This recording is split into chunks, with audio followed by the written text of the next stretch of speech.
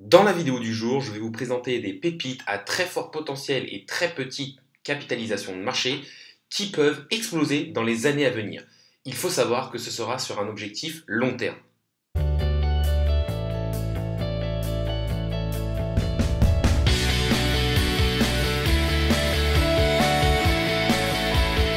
Salut à tous, c'est Inspecteur Crypto, bienvenue dans la vidéo du jour où je vais vous parler de petites crypto-monnaies avec des capitalisations de marché très faibles, c'est-à-dire maximum aux alentours des 100-150 millions de dollars de market cap et qui ont pour moi un énorme potentiel, que ce soit au niveau du projet, au niveau de l'équipe, au niveau de la roadmap.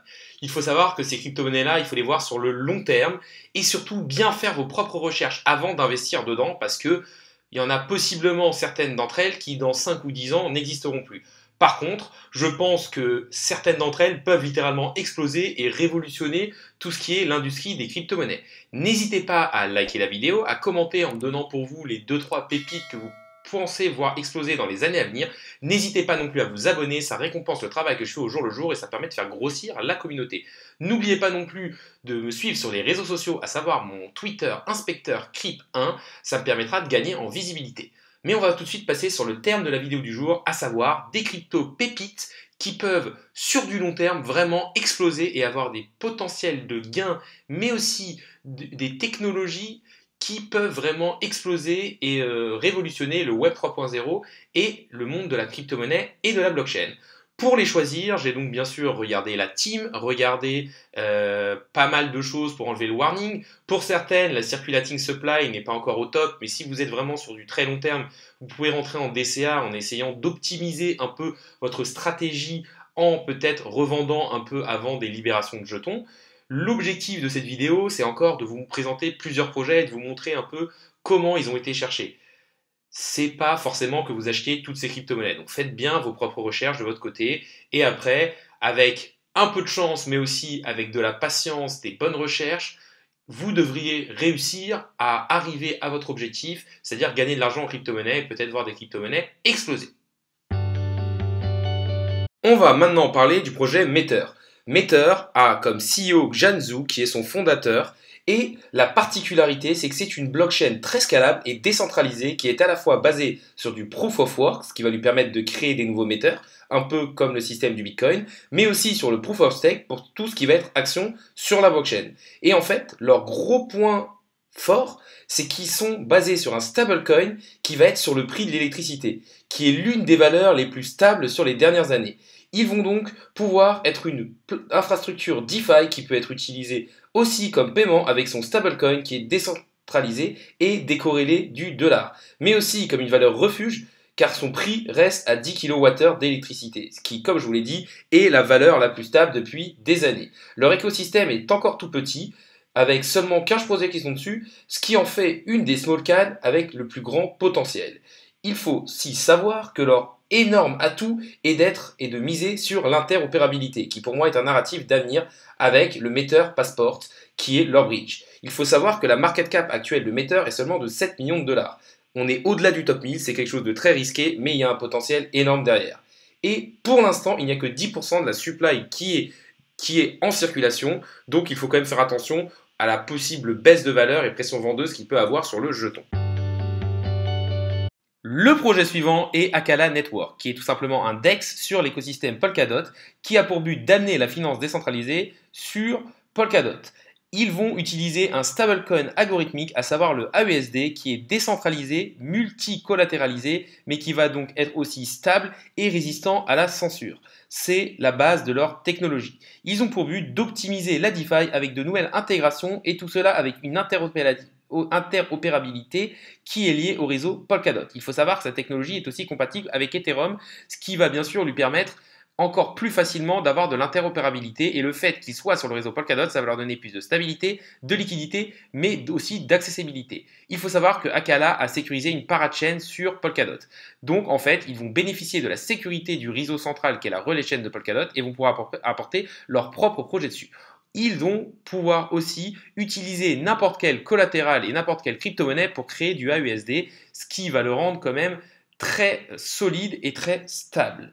Il faut savoir qu'il y a une grosse team au niveau du projet Akala et que c'est un projet Proof of Stake au niveau de Polkadot. Leur objectif, en fait, ça va être tout simplement via la blockchain, de transformer des dots ou d'autres crypto-monnaies en liquid dots, par exemple, et cela va les rendre donc plus frangibles et plus facilement transférables. Il faut savoir que Akala est actuellement 396e au thème de capitalisation de marché avec une market cap aux alentours, légèrement au-dessus des 100 millions de dollars, ce qui en fait quand même un beau projet qui peut littéralement exploser. Ils ont une circulating supply de 7%. Le projet Covalent va plus s'adresser aux différents développeurs et aux projets qui veulent vraiment créer des applications sur la blockchain. Le projet vise donc à apporter une clé API unique pour rendre les données blockchain plus facilement accessibles. C'est donc un réseau de syndication de données multi-chaînes qui va donner la possibilité d'accéder profondément à la blockchain et de fournir des données avec transparence et des détails complets. Les opérations complexes telles que les requêtes, l'analyse d'un solde d'un portefeuille, l'historique des transactions, l'analyse du retour sur investissement seront donc plus facilement effectuées grâce à la technologie de Covalent.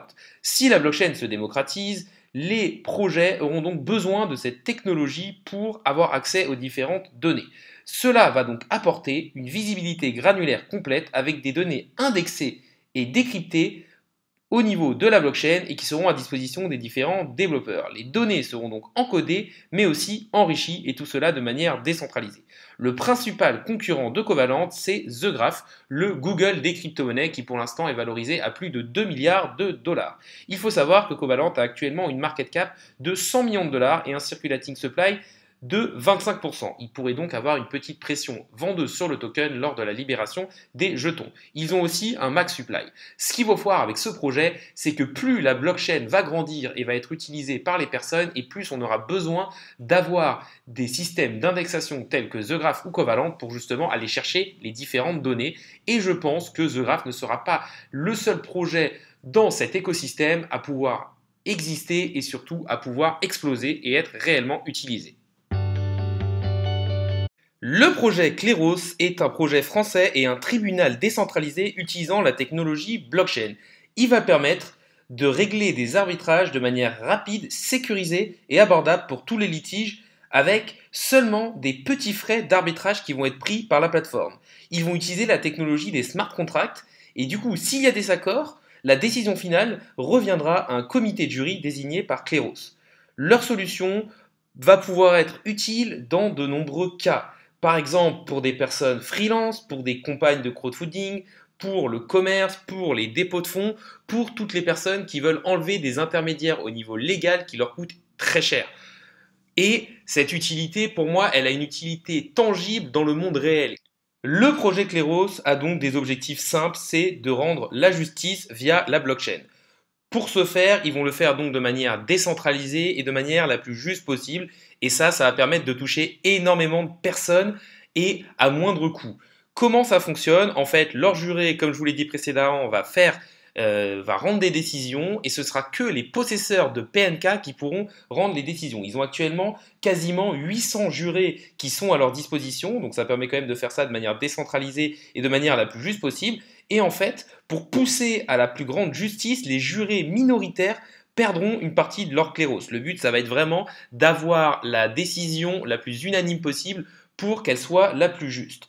Une procédure d'appel sera bien sûr possible, un peu comme dans un tribunal réel. Et ce qu'il faut se dire avec Cleros, c'est que c'est un projet au-delà du top 500 avec une market cap d'environ 60 millions de dollars. Ce qui en fait un projet qui a quand même un gros potentiel pour l'avenir. Il faut aussi voir qu'ils ont une bonne circulating supply de 81%, mais que le nombre de Cleros n'a pas de max supply.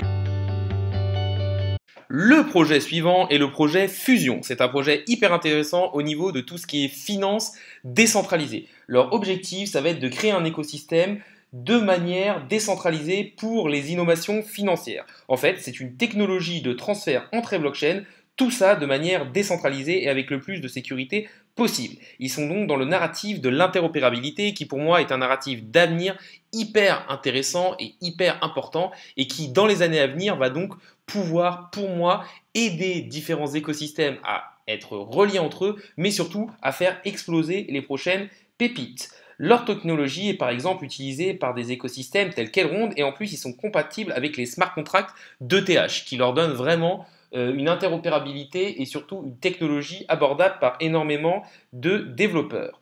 Leur technologie va permettre de rendre les assets plus efficients car interopérables et de manière sécurisée.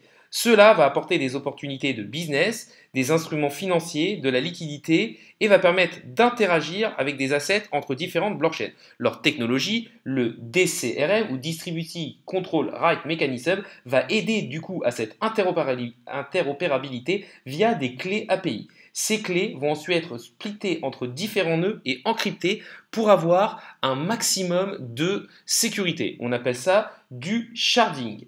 Il faut savoir qu'aussi Fusion, ce projet, est très petit. Il a une market cap de 37 millions et est au-delà du top 600 des crypto-monnaies. Ça en fait donc quelque chose de très risqué, mais pour moi, je pense que c'est une technologie d'avenir qui peut réellement exploser. On peut voir aussi que leur circulating supply est très bonne.